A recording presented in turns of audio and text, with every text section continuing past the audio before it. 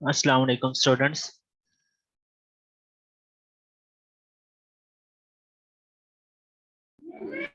वालेकुम सलाम।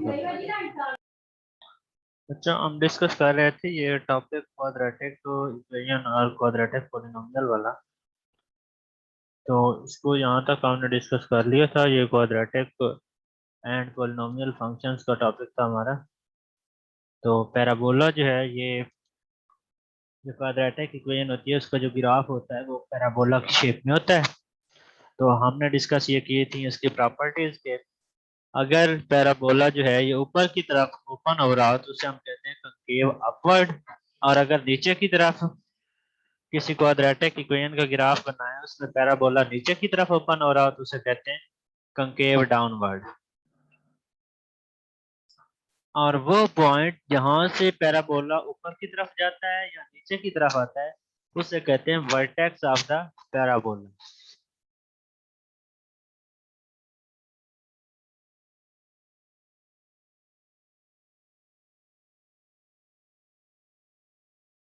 Quadratic equation आपके पास होती है y is equal to A X का square plus B X plus C. इसमें जो कोऑर्डिनेट वर्टेक्स के होते हैं वो होता है और दूसरा होता है 4ac minus b square divided by 4a।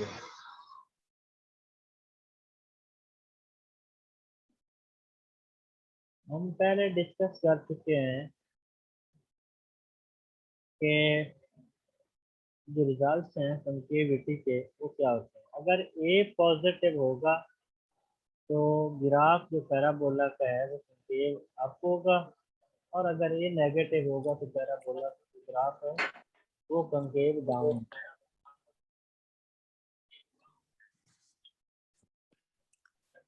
Next है अब्दुल्ला मुझे स्केचिंग पानी देना थोड़ा। Sketching of parabola. Parabola can be sketched by using the method of chapter 4, but there are certain things which make the sketching relative easy. Parabola को sketch करने के लिए ये चार पॉइंट्स जो हैं आपने ये देखने हैं कि कंकेविटी उसकी किस तरफ जा रही है, वाई इंटरसेप्ट को फाइंड करना है, where graph meet x axis. यहाँ पर जो ग्राफ आपका एक्स एक्सिस के ऊपर टच करता है तो वहाँ वहाँ वहाँ से आपको वाई इंटरसेप्ट मिलता है। और जहाँ पे एक्स इंटरसेप्ट के लिए जो ग्राफ है वो एक्स एक्सिस के ऊपर मिलता है। जो आपने अगर आपने y फाइंड करना है तो इसके लिए आपने x को 0 रखना है। और अगर आप x फाइंड करना है तो आपने y को 0 रखना है। तो वर्टेक्स आपको उसके बाद चौथा पॉइंट है वर्टेक्स फाइंड करना। वर्टेक्स यही होता है जहाँ से आपका वो उसका जो मेन पॉइंट होता है जहाँ से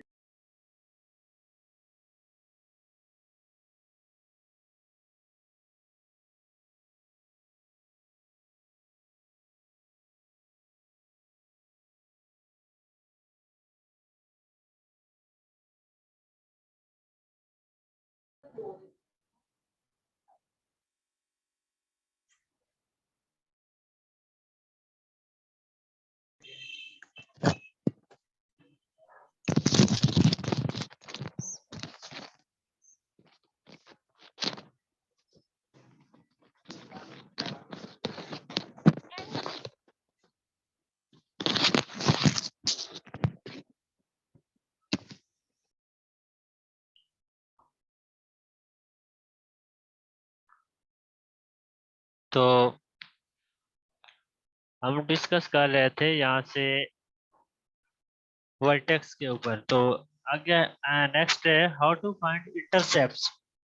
कि हमने इंटरसेप्ट्स की वैल्यू जो है वो कैसे फाइंड करनी।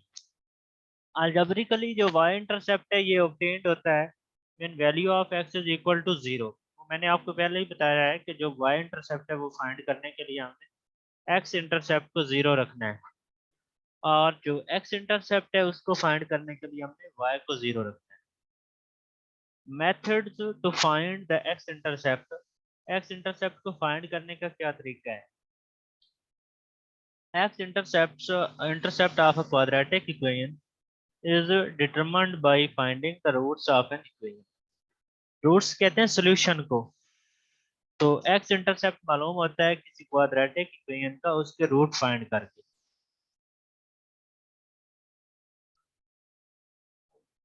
तो स्टूडेंट्स ये क्वाड्रेटिक इक्वेशन के रूट फाइंड करने के जनरल तौर पे 3 मेथड हैं, लेकिन यहाँ पर जो है वो 2 डिस्कस किए गए हैं। पहला है बाई फैक्टराइजेशन मेथड। अगर quadratic equation if quadratic can be factored it is an easy way to find the roots. अगर हम किसी क्वाड्रेटिक इक्वेशन के फैक्टर बना लें तो ये मेथड जो है रूट फाइंड करने के लिए काफ़ी आसान है। ये क्वाड्रेटिक इक्वेशन की एग्जांपल आपको दी गई है एक्स का square minus 3x plus 2 is equal to 0। जब हम इसके फैक्टर बनाते हैं तो x minus 1 into x minus 2 हमारे पास आ जाते हैं, ये इक्वल 0 है। तो दोनों को हम सेपरेट सेपरेट अगर 0 के इक्वल रखेंगे तो एक x की वैल्यू 1 आएगी और एक 2 है। अब इसके फैक्टर कैसे बनाने हैं, तो ये मेथड तो आप मैट्रिक में भी आपने इसको स्टडी किया है और एट्थ में भी। और मज़ीद अगर आपको अभी भी मसला है तो इसमें आप फर्स्ट टर्म के साथ जो भी नंबर हो उसको और लास्ट वाले को मल्टीप्लाई करते हैं। मतलब x के साथ कोई नंबर नहीं है तो यहाँ पे 1 होगा, आपने 1 को और 2 को मल्टीप्लाई करना है, वो बन जाएगा 2। और दूसरी आपके पास नंबर कौन सा है b के साथ वाला, यहाँ पर -3 है। अब आपने 2 नंबर लेने हैं जिनको आप मल्टीप्लाई करेंगे तो प्लस का 2 बनेगा और जमा या माइनस करेंगे ऐड या सब्ट्रैक्ट करने से माइनस का 3 बनेगा। तो वो 2 नंबर आपके पास कौन से होने हैं, माइनस का 2 और माइनस का 1। जब आप माइनस का 2 और माइनस के 1 को मल्टीप्लाई करेंगे तो आंसर आपके पास प्लस का 2 आना है और इनको ऐड करेंगे तो माइनस का 3 आएगा। तो वो आपने माइनस का 2x लगाना है और माइनस का x लगाना है। इसको सिंप्लीफाई करोगे तो आपके पास ये फैक्टर बनने हैं x माइनस 1 और x माइनस 2। तो नेक्स्ट है सेकंड आपके पास point, finding roots by using quadratic formula. तो दूसरा मेथड है क्वाड्रेटिक फार्मूले की वजह से रूट्स को मालूम करना। तो A X square plus B X plus C quadratic equation हो तो इसका जो क्वाड्रेटिक फार्मूला होता है वो इस फॉर्म में होता है x is equal to minus b plus minus b का स्क्वायर माइनस 4ac का square root divided by 2a।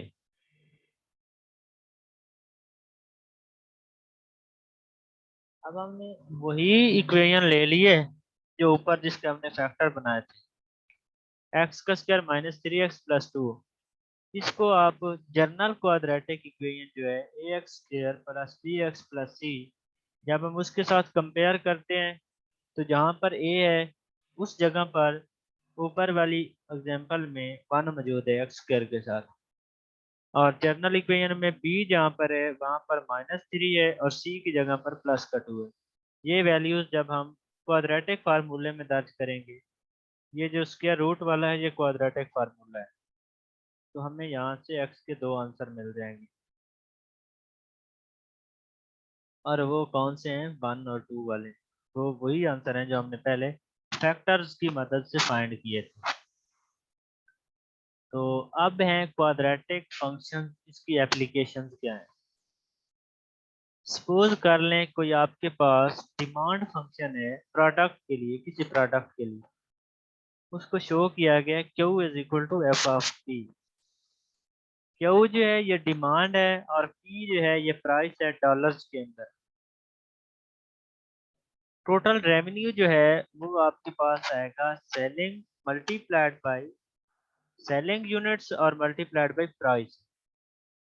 इनका जो प्रोडक्ट है वो होगा R इज इक्वल टू होगा पी क्यू।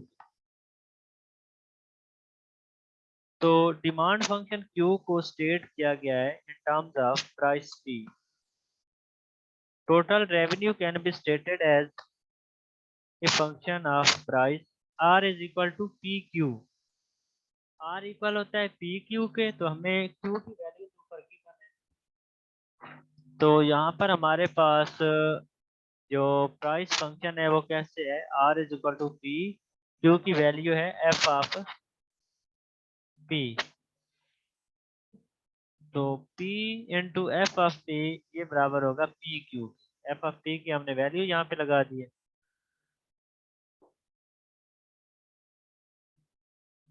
आप कंसिडर कर लें कि क्यू आपके पास है 1500 माइनस 50p, तो आर क्या होगा, पी को उसमें आपने मल्टीप्लाई कर देना है क्यू के साथ, तो ये आपके पास आर आ जाएगा 1500p माइनस 50p का स्क्वायर। क्वाड्रेटिक सप्लाई फंक्शन की एग्जांपल आपको यहाँ पे दी गई है कि market surveys of suppliers of a particular product have resulted in the conclusion. Suppliers का जो सर्वे है किसी मखसूस प्रोडक्ट का, उसका जो रिजल्ट है, उन्होंने क्या कंक्लूजन निकाला है कि सप्लाई फंक्शन जो है वो अप्रोक्सीमेटली क्वाड्रेटिक फॉर्म में है। मतलब यहाँ पे क्वाड्रेटिक इक्वेशन उसकी कोई बनेगी। Suppliers were asked what quantities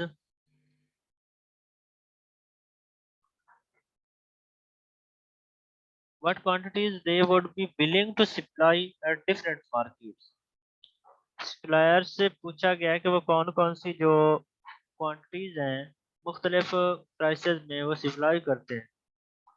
जो रिजल्ट्स हैं सर्वे के वो इंडिकेट करते हैं कि मार्केट प्राइसेस जो हैं वो $25, $30 एंड $40 हैं।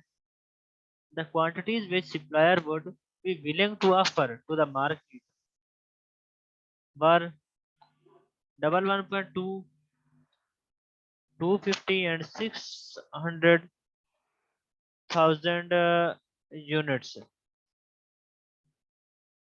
were respectively। जो प्राइस है वो $20 पर यूनिट है, और जितने यूनिट सप्लाई किए गए हैं वो यहाँ पर मेंशन है कि 112.5, 250 एंड 600 यूनिट्स। तो determine the equation of the quadratic supply function. तो यहाँ पे आपने सप्लाई फंक्शन की जो इक्वेशन है वो फाइंड करनी है। We determine the solution by substituting the three price quantity combinations into general equation।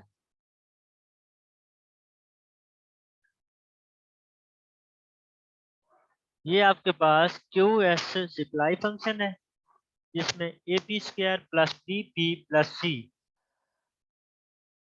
Resulting system of the equation is, जब आपके पास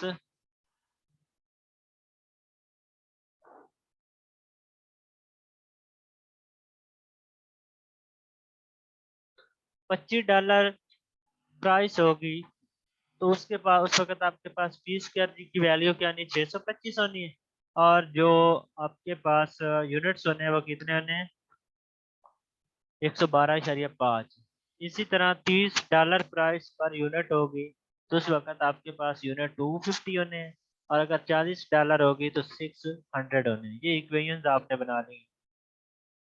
इन इक्वेशंस को सॉल्व करके आपने यहाँ से ए बी और सी की वैल्यू निकालनी है, और फिर वहां से आपके पास आ जाएगा q s is equal to f of p, तो 0.5 पी स्क्वायर माइनस 200, ये आपके पास आना है supply function, quadratic supply function. और डिमांड फंक्शन की एग्जांपल अब हमने डिस्कस करनी है। Consumer survey was conducted to determine the demand function for the same product as in the previous discuss for supply function. वही प्रोडक्ट है जो पहले डिस्कस की गई है। Researcher asked consumer if they would purchase the product at various prices. अगर वो product को मुख्तलिफ प्राइसेस के ऊपर परचेज करते हैं and from their response constructed estimate of market demand, और मार्केट डिमांड के मुताबिक उनका रिस्पॉन्स जो है वो एस्टिमेट करते हैं वेरियस मार्केट प्राइसेस के ऊपर, मुख्तलिफ मार्केट की जो प्राइसेस हैं उनके ऊपर। After sample data points were plotted, जो सैंपल उसके डाटा पॉइंट्स हैं वो प्लॉट किए गए हैं। It was concluded that the demand relationship was estimated best by the quadratic function. तो यहाँ पे डिस्कस किया गया है कि जो डिमांड का रिलेशनशिप है वो क्वाड्रेटिक फंक्शन से एस्टिमेट किया गया है। रिसर्चर ने क्या नतीजा निकाला है कि जो क्वाड्रेटिक रिप्रेजेंटेशन है प्राइसेस की वो $5 और $45 के दरमियान है। 3 डाटा पॉइंट्स चूज किए हैं for fitting the curve 5 and 20, 25, 10 और 16, 120 और 900। Just like last example, substituting these data points into the general equation of the quadratic function, in points को क्वाड्रेटिक इक्वेशन की जनरल जो क्वाड्रेटिक इक्वेशन है उसमें दर्ज करना है आपने। And solving resulting system simultaneously gives the demand function. इनको सॉल्व करने के बाद आपके पास डिमांड फंक्शन आना है। जो डिमांड फंक्शन है वो आपके पास है p square minus 100p plus 25 100। QD जो है वो स्टेट करता है demand thousands of units and p जो है वो सेलिंग प्राइस है डॉलर्स में। नेक्स्ट है पोलिनोमियल फंक्शन को डिस्कस किया गया कि पोलिनोमियल फंक्शन क्या होता है। पोलिनोमियल की डेफिनेशन हमने स्टार्ट में भी डिस्कस की थी कि n degree involving independent variable, एक वेरिएबल जिसकी डिग्री n है और dependent variable y is equal to a n x की power n plus up to so on a1x plus a naught. इस तरह की जो इक्वेशन है जिसमें x की पावर n होती है उसे हम कहते हैं पोलिनोमियल ऑफ n डिग्री। जो डिग्री होती है पोलिनोमियल की ये हाईएस्ट एक्सपोनेंट होती है, exponent of highest power term in expression. Highest power का जो वेरिएबल है उसको कहते हैं डिग्री ऑफ द पोलिनोमियल। जो रैशनल फंक्शन होता है वो दो पोलिनोमियल्स को डिवाइड किया जाता है उसे कहते हैं रैशनल फंक्शन। और ये जी एक्स और एच एक्स दोनों पोलिनोमियल्स हैं जिनकी वैल्यू को आगे डिवाइडेड फॉर्म में लिखा गया है। जो जी एक्स है उसकी डिग्री n है और जो एच एक्स है उसकी डिग्री m है। नेक्स्ट है एक्सपोनेंशियल और लॉगरिथमिक फंक्शन।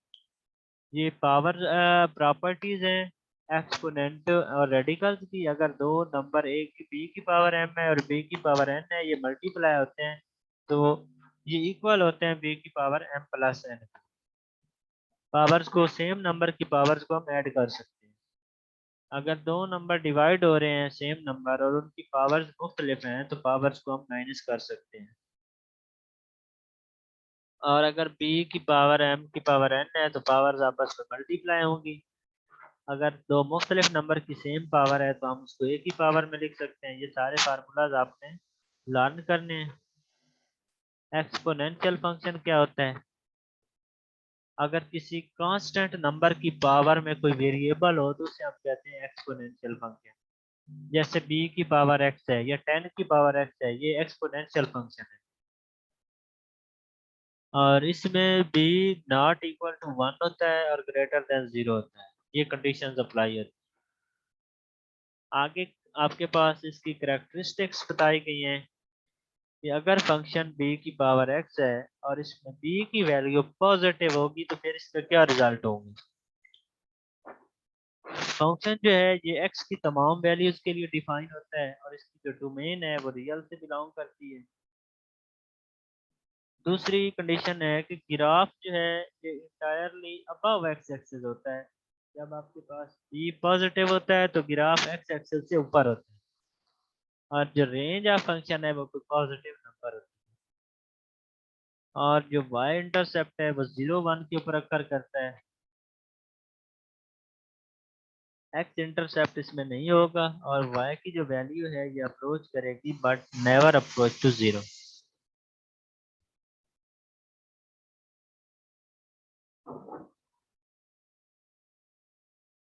और इसमें एक्स अप्रोच करेगा सर नेगेटिव। आपकी आवाज नहीं आ रही। जी जी, जो वाई फंक्शन है वो इंक्रीज करता है इसमें, x1 लेस देन होगा x2 से, और f ऑफ x1 जो है वो लेस होगा f ऑफ x2 से। मतलब है कि अगर आपके पास b पॉजिटिव होता है तो जो y की वैल्यू होती है वो इंक्रीज करती है। Larger the magnitude of the base b, greater the rate of increase in y as x increases in the value। इसी तरह अगर आपके पास b की वैल्यू नेगेटिव होगी तो जो फंक्शन का ग्राफ होना है वो x एक्सिस से नीचे की तरफ होना है, और इसमें भी आपके पास जो फंक्शन है वो डिक्रीजिंग होना है, और जो डोमेन होनी है वो रियल नंबर होंगे इसके। नेक्स्ट है बेस एक्सपोनेंशियल फंक्शन। जी आपके पास बेस एक्सपोनेंशियल फंक्शन की एग्जांपल है y is equal to A E की पावर एम एक्स।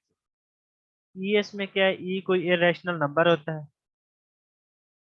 तो बेस जो एक्सपोनेंशियल फंक्शन है इसको आप नेचुरल एक्सपोनेंशियल फंक्शन कहते हैं, और particularly appropriate modelling continuous growth and decay process. ये कंटीन्यूअस ग्रोथ और डिके प्रोसेस में इसका जो यूज है मॉडलिंग के अंदर, एक्सपोनेंशियल फंक्शन का वाइडली इस्तेमाल जो है अदर क्लास ऑफ फंक्शन में, काफ़ी जो फंक्शंस है उनमें यूज होता है। दो स्पेशल एक्सपोनेंशियल फंक्शन e की पावर x और e की पावर माइनस एक्स है, और इनका जो ग्राफ है वो भी डिस्कस किया गया है यहाँ पे। ये e की पावर x का ग्राफ है जो ऊपर की तरफ जा रहा है। Conversion to base e, base e में कन्वर्ट कैसे करते हैं, इसकी एग्जांपल यहाँ पर मेंशन है कि जो एक्सपोनेंशियल फंक्शन है उसको प्रेफर किया जाता है to those having an other base. कोई दूसरी बेस की बजाय एक्सपोनेंशियल फंक्शन की जो बेस है, जैसा कि ये 3 की पावर x है तो इसमें x3 को एज ए बेस कंसिडर किया जाता है। तो e की पावर n के अंदर बेस e है। e can be transformed into equivalent base e function. For example e की पावर n बराबर है 3 की पावर x के, देन वी हैव e की पावर 1.1 इज इक्वल टू 3, और इसमें हम 3 की पावर x दोनों साइडों के ऊपर पावर x रख लेंगे, तो जो हमारे पास फंक्शन f ऑफ x होना है वो इसके इक्वल हो जाना है। Any positive number can be expressed equivalently as some power of the base e. We can find an exponent n such that e की power n is equal to x। Exponential function की application कहाँ कहाँ पे होती है? Growth process is characterized by constant percent increase in value. It is referred as exponential growth process। जो भी growth process है उसमें एक्सपोनेंशियल को यूज किया जाता है, और अगर कोई डीके प्रोसेस होता है मतलब किसी चीज की वैल्यू में इजाफा जो है उसके लिए भी हम एक्सपोनेंशियल को यूज कर सकते हैं, और जो इसमें डिके होता है या डिक्रीज होता है वैल्यू में कांस्टेंट, उसमें भी एक्सपोनेंशियल यूज होता है। Exponential function have particular application to growth process and decay process. Growth process में इंक्लूड क्या चीज होती है? Population growth, appreciation in the value of assets, inflation growth in the rate at which some resources are used। Population growth हो, assets हो, inflation या कोई दूसरे रिसोर्सेज हैं उनकी ग्रोथ में भी इसको यूज कर सकते हैं। और उसके अलावा डिके प्रोसेस के अंदर क्या चीजें इन्वॉल्व होती हैं? Machinery decline in efficiency of machine, decline in rate of incidence of certain disease. किसी डिजीज की जो कमी है with improvement of medical research and technology, तो उसमें इसको यूज कर सकते हैं।